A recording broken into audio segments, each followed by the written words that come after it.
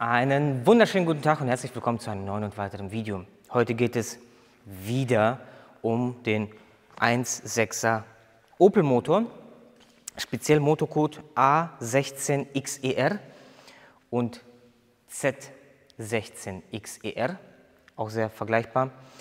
Und bei dem wollen wir einmal den Wellendichtring von der Kurbelwelle wechseln, und zwar den zahnriemenseitig.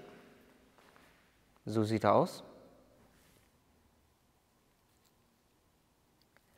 So sieht er aus. Wir haben ihn getriebeseitig ja schon gewechselt. Es war auch so ein bisschen Krampf, aber es geht. Zahnriemenseitig ist auch ziemlich lustig. Warum? Weil man den Zahnriemen, Schwungscheibe, alles abmachen muss und am besten im Idealfall Zahnriemen abstecken, dass er komplett auf OT steht, auf seinen Markierungen steht.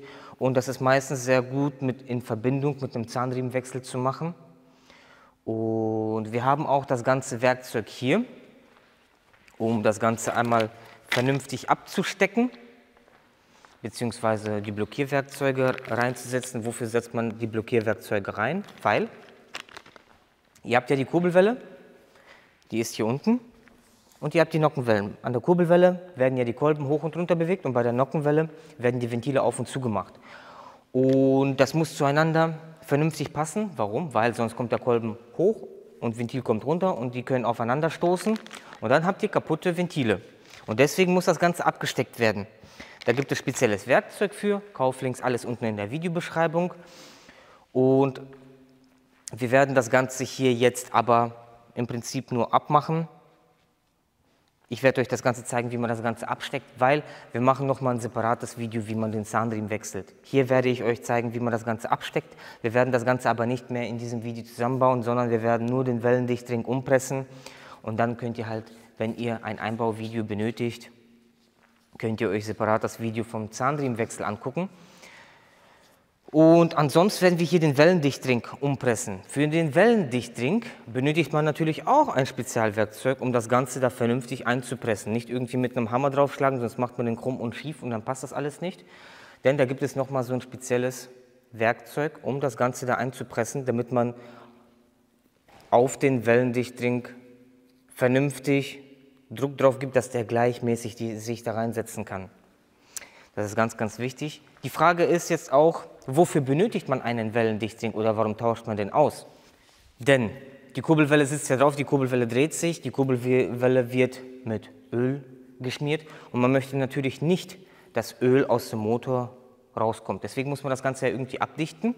Das ist dann mit so einem Wellendichtring abgedichtet. Der ist schon mal getriebeseitig und wie man hier sehen kann, haben wir hier, wenn wir hier drauf drücken, er kommt schon nicht mehr so gut wieder zurück.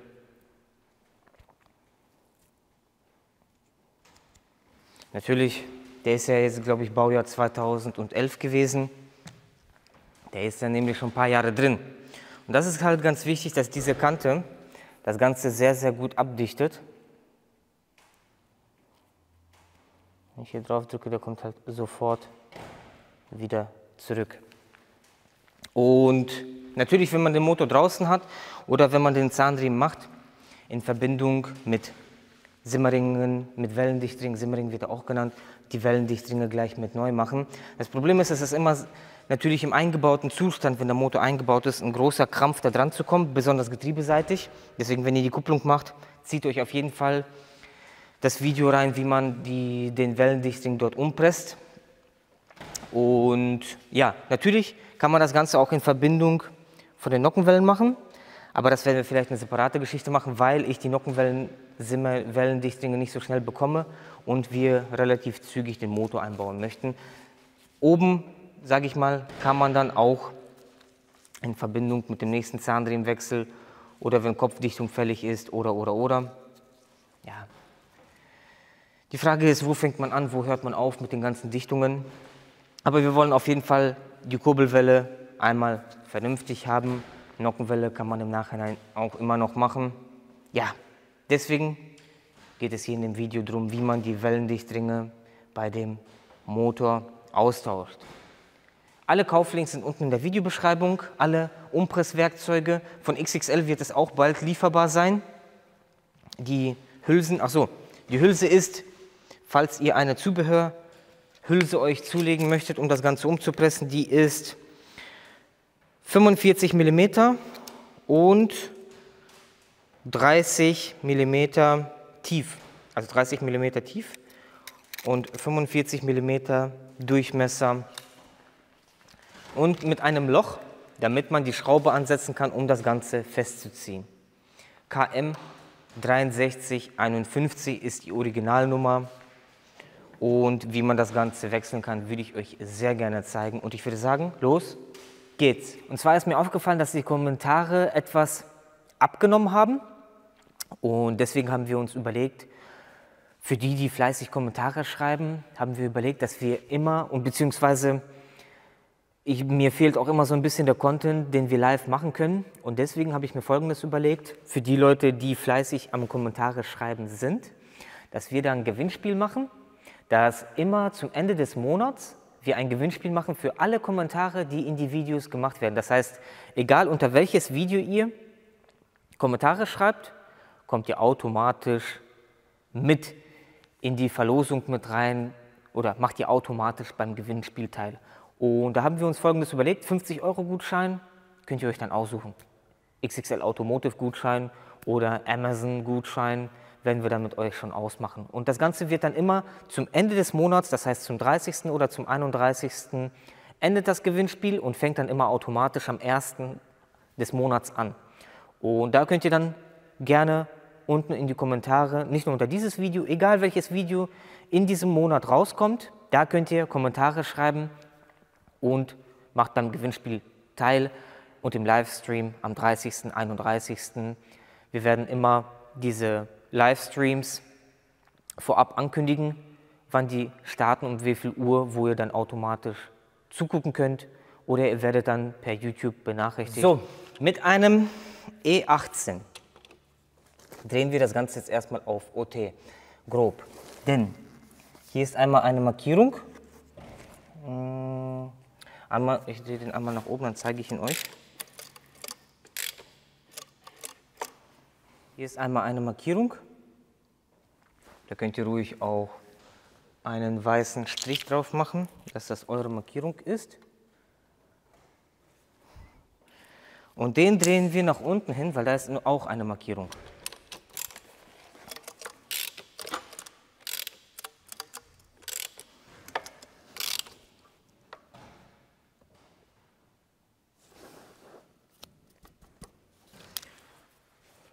Das Ganze sieht dann einmal so aus.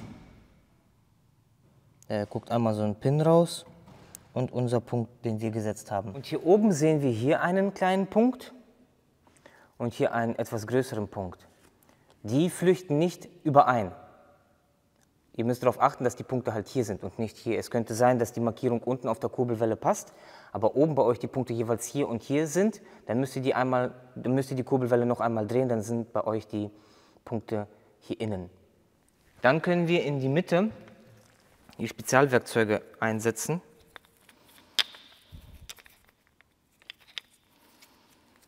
Und zwar sieht das Ganze dann einmal so aus. Den setzen wir hier rein.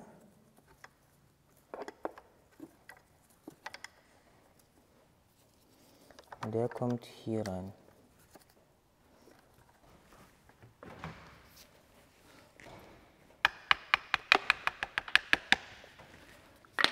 Und dann passt das Ganze. So sieht das Ganze dann einmal aus. Also der Punkt ist minimal ein bisschen, aber der Zahn davon, das muss hier einmal miteinander flüchten. Und der Punkt ist halt ein bisschen drüber.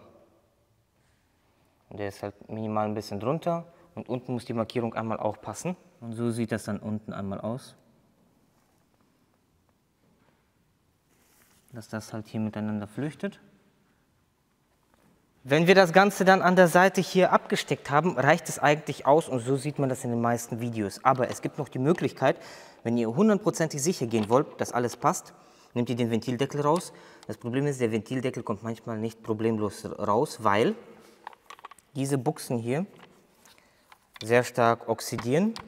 Ups, jetzt fällt mir das alles rein. Hier und hier.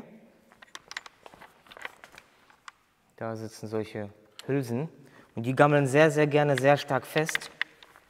Und dann gibt es halt hier noch die Möglichkeit, hier seht ihr so 2 Schlitze. Da gibt es die Möglichkeit, dieses Blockierwerkzeug hier noch reinzusetzen.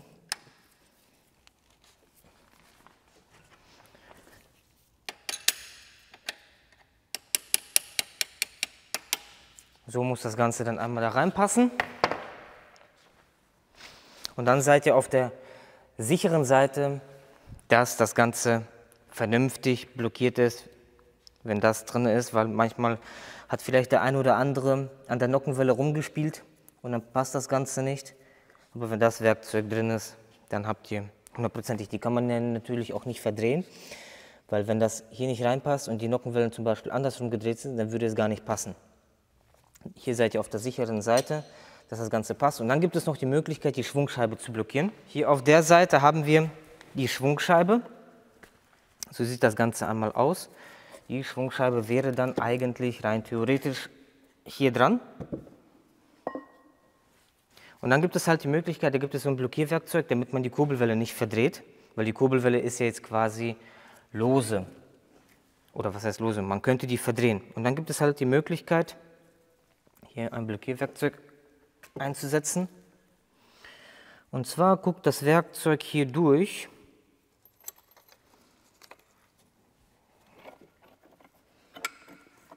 Zwischen Ölwanne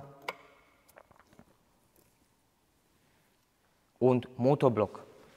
Wir werden das Ganze nicht blockieren können, weil wir das Getriebe ja jetzt abhaben, weil man das mit der Getriebeschraube quasi festmachen müsste. So sieht das Werkzeug aus.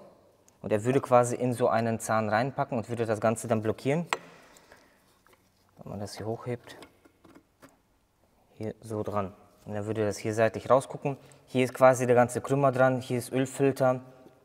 Und ja, einmal zu zeigen, wo sich dieses Werkzeug befindet, weil in den ganzen Anleitungen war das sehr, sehr ungenau definiert, wo man das hinhaben will. Es wird irgendwie hierhin gezeigt, aber hier muss das Ganze rein, um die Schwungscheibe festzuhalten, weil die Schwungscheibe an der Kurbelwelle festgeschraubt ist und man so das Ganze nicht mehr verdrehen kann.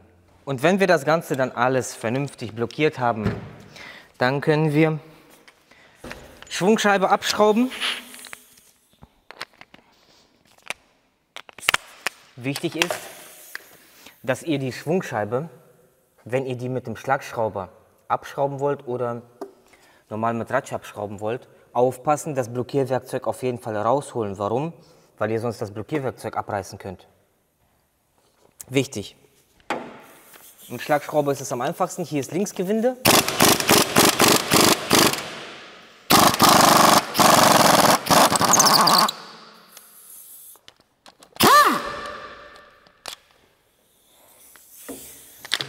Sehr viel Loctite meistens drauf.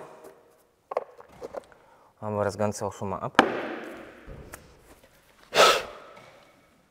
Und hier ist dann nochmal eine Markierung, die wir gleich prüfen können, wenn wir die Abdeckung abmachen. Die Abdeckung machen wir neu, weil die hier kaputt ist.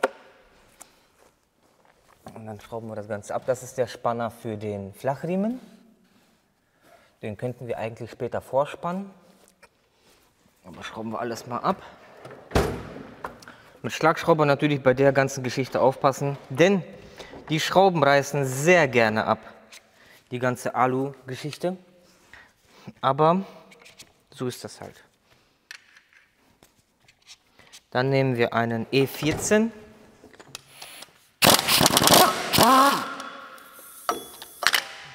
Nehmen das Ganze auch einmal ab. Wasserpumpe machen wir auch neu. Aber das beim Zahnriemenwechselvideo. Und der Zahnriemen wird nicht über die Wasserpumpe wird nicht über den Zahnriemen angetrieben, die ist separat, läuft über den Flachriemen hier bei dem Modell. Falls der ein oder andere sich das Video reinzieht, um zu gucken, wo die Wasserpumpe läuft.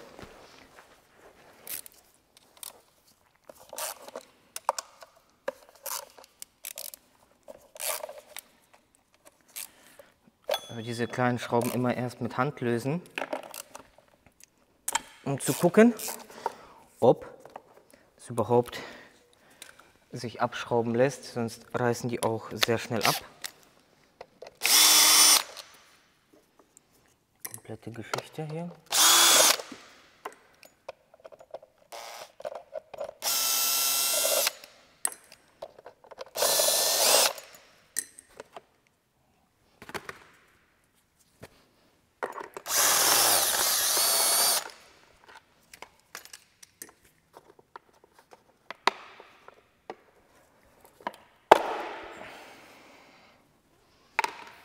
Und hier können wir dann schon den wunderschönen Zahnriemen sehen. Mit der Umlenkrolle, die schon Fett verliert. Die Umlenkrolle müssen wir auf jeden Fall neu machen. Aber ich denke mal, dass da eine mit dabei sein wird. Und hier können wir auch nochmal eine Markierung sehen. Das heißt, wenn ihr die Schwungscheibe abhabt und nochmal vergleichen wollt, hier ist dann nochmal eine Markierung. Da ist dann nochmal eine Markierung. Das muss auch übereinander flüchten. Ja, und hier müssen wir hin. Das Rad muss ab, weil dahinter ist der Wellendichtring für die Kurbelwelle. Und das kann dann halt dazu führen, wenn der verschlissen ist, das Öl ausläuft und dann weiß man nicht, kommt das von der Ölwanne oder kommt es von dem Wellendichtring. Ölwanne werden wir auch nochmal separat abdichten, weil das Ganze sieht hier nicht sehr schön aus. Und wenn wir da schon mal dran gehen, dann gleich neu machen. Zahnriemen sowieso. Dann schrauben wir die Geschichte jetzt einmal ab mit einem T50.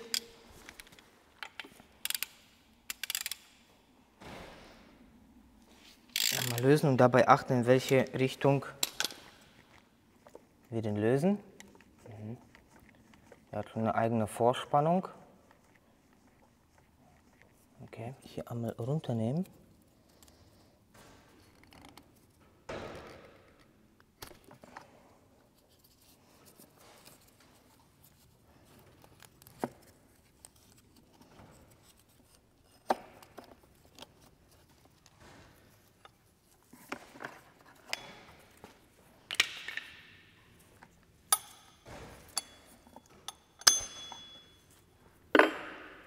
Den machen wir auch neu.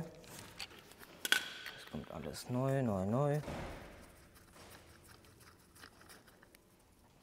So, hier muss man nur aufpassen. Da gibt es einen bestimmten Pin, der hier, dass wenn man den neuen einbaut, hier den Pin vernünftig reinsetzt.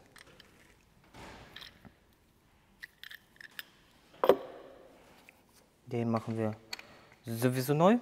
So, und hier, der hat sich auch ein bisschen verdreht. Nachher darauf achten, dass man das wieder in die richtige Richtung, in die richtige Position wieder setzt. Ein großes Problem ist, dieses Zahnrad abzubekommen, denn das Ganze ist ziemlich fest.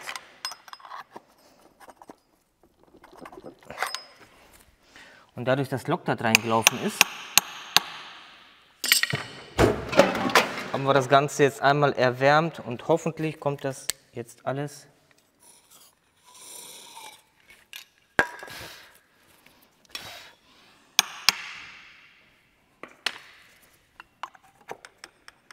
also das ist nicht die feinste Art, das Ganze rauszuholen, aber anders geht's nicht.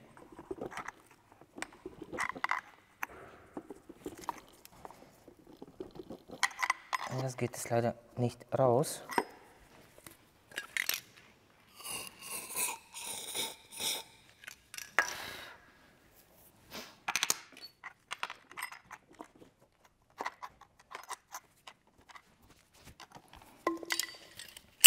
Das Zahnrad werden wir sehr wahrscheinlich neu machen. So, jetzt haben wir das Ganze auch einmal raus. Das Zahnrad werden wir neu machen, weil ich keine Lust habe, dass der Zahnriemen durch die Vermackung den Zahnriemen kaputt macht. So, das bedeutet, wenn ihr den Simmering wechseln möchtet, schafft euch auf jeden Fall den neu an. Denn wenn das Ganze mit Loctite festgezogen wurde, ist das Ganze hier sehr dreckig. machen wir jetzt alles einmal sauber und da sehen wir schon den Wellendichtring. Wenn wir das Ganze hier jetzt einmal sauber gemacht haben, hier können wir den Wellendichtring sehen. Natürlich aufpassen beim Hin- und Herbiegen, dass man hier das Ganze nicht kaputt macht mit dem Schraubenzieher. Deswegen wirklich mit Gefühl das Ganze mit Brenner warm machen und das Ganze hin und her bewegen, bis das Ganze abgeht. Weil mit dem Abzieher kommt man jetzt nicht wirklich gut dran, um den auch abzuziehen. Also es ist ein Krampf. Jetzt kommt der lustigste Teil, denn wir müssen einmal da reinbohren oder reinschrauben. Ich probiere das jetzt mal mit Schrauben oder reinbohren und dann mit so einem Haken rein, um den rauszuziehen. Oder wir bohren einmal vor.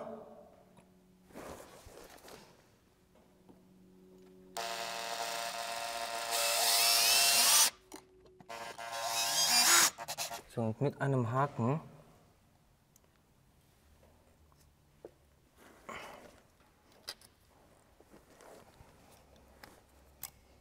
ja, das wird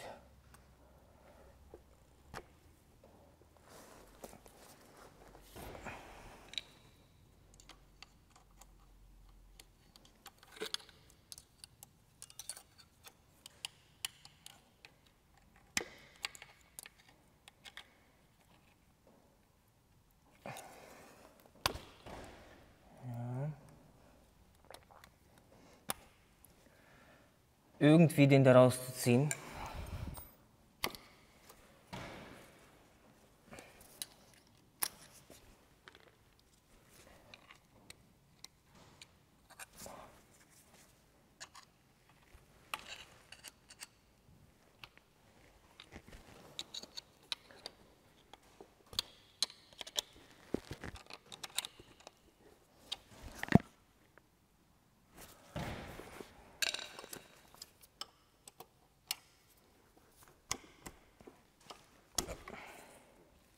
Wenn ihr das Ganze dann gut sauber habt, muss natürlich der neue Wellendichtring auch da wieder rein.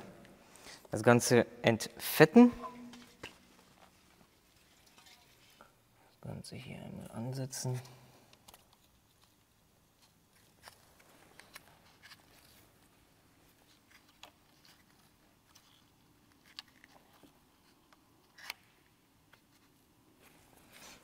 So. Gut wie möglich da ansetzen.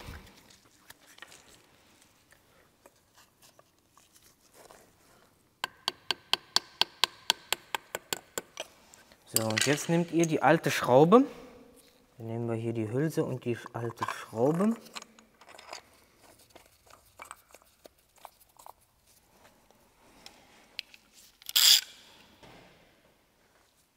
Und dann schrauben wir das Ganze da einmal rein.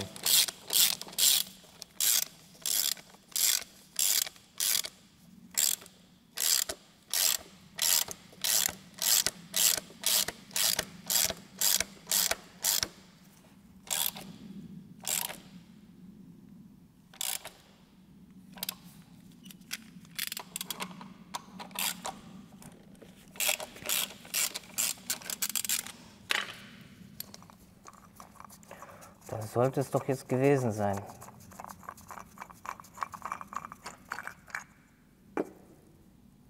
Ja. Wunderbar. Das war's auch schon.